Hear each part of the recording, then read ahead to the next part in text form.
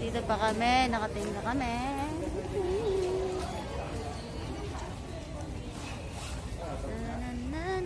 Nakatinda pa kami dito.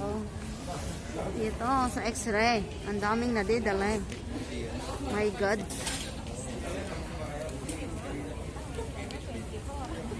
Hindi pandemic yung problema, yung X-ray. Pandemic yung problema, yung X-ray.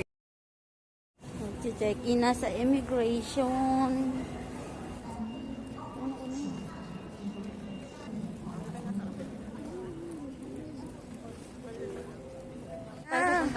D8 nga. D8 na. Ano na, sasakay na tayo. Oo, Waiting. hanapin natin. Oo, waiting area.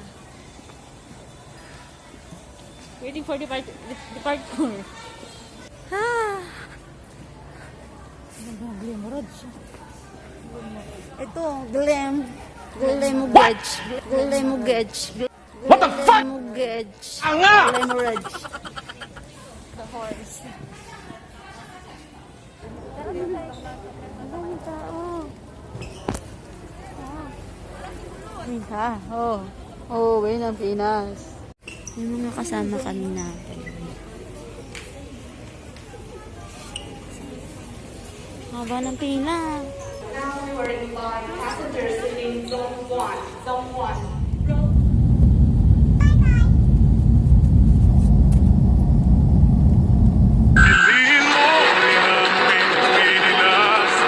Finally.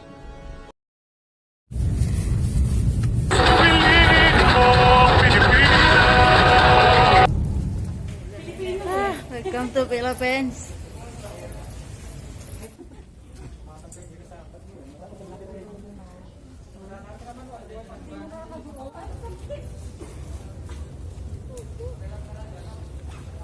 Ginagawa mo. Oh, you're so funny. Sana ito na yung maleta ko. Fish ko lang. Hindi ko alam. Alin, itong pula? Oh, An hour later. tagal ng luggage. Grabe din. Tingnan natin. Ay, ito na yata. Ito na.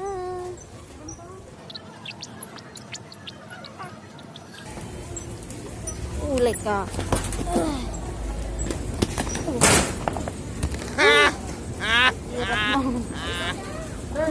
Eventually. Kaya nga, nakakabangag na. Tingnan natin, anong oras na? 5:40. 5:40. Ay. My God, kakakuha lang namin ng luggage. 5:40. Many minutes later. Time check. 6:25. Nag-upload ka sa Facebook. Tinaig pa ang traffic sa EDSA eh. What? Tinaig pa ang traffic sa EDSA. What the fuck? Hanggang bukas pa yata are.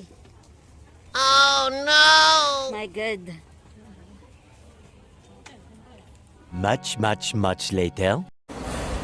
Ay, salamat. Nakausa din. Worthy opponent. Grabe. Usa. Social distancing. That's right. Ito na, sasakay na kami ng bus. Papuntang hotel. At ayun na nga guys, after 10 years, makakapahinga na rin ako. Sa totoo lang. Grabe. Grabing groggy ako ngayon kasi ilang araw akong walang tulog. Pero bago ako matulog, itutur ko muna kayo sa yayamanin kong kwarto. What? At this worth it naman, di ba?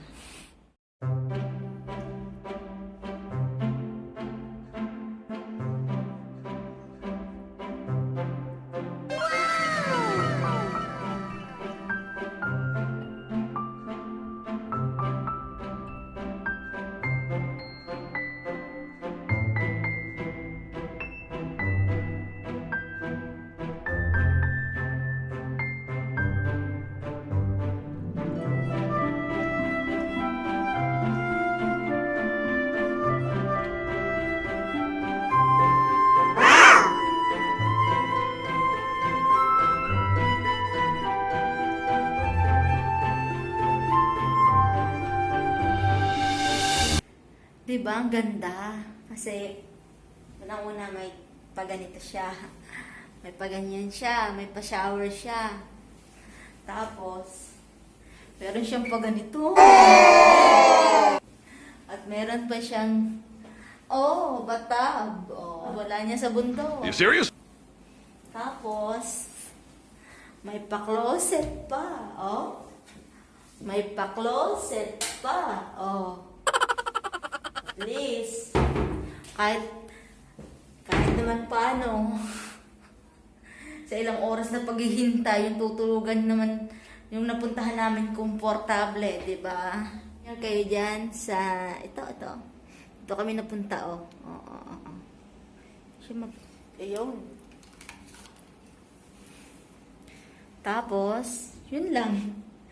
Matutulog na nga muna ako. Matutulog muna. You serious? Kasi groggy ako. Ang eyebag ko, kawawa naman. Tayo na nga, after 10 years na pag-aantay.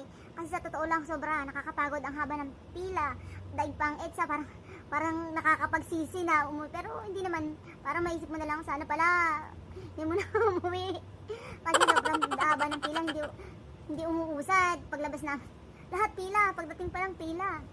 Pagbaba mo ng eroplano, pipila ka. Pipila ka para, mababait naman yung mga sundalo na nandoon na nag-a-assist, yung mga, ang tawag dun? Limutan ko na ang tawag dun. Yung mga nag-a-assist, mabait naman. Tapos pagdating sa swab test, panoorin nyo na lang, i-insert ko na lang yung pagkuha ko ng swab. Swab test.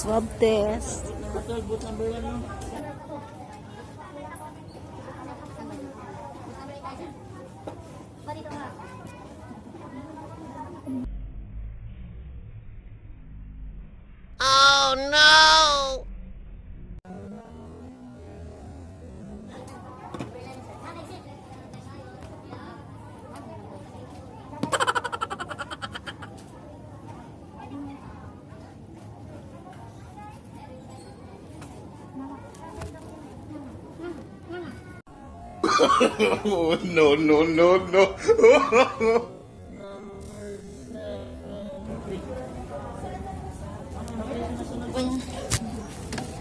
Nabasa ko na depende sa kumukuha ng nagsaswab test sa'yo.